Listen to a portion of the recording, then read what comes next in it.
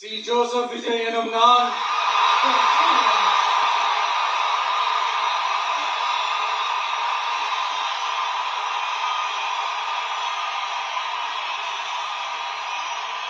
சட்டப்படி அமைக்கப்பெற்ற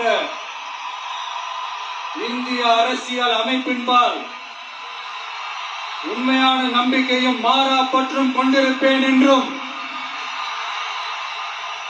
இந்திய நாட்டின் ஒப்பில்லாத முழு முதல் ஆட்சியையும் உரிமையையும் நிலைநிறுத்துவேன் என்றும் தமிழ்நாட்டு அரசின் முதலமைச்சராக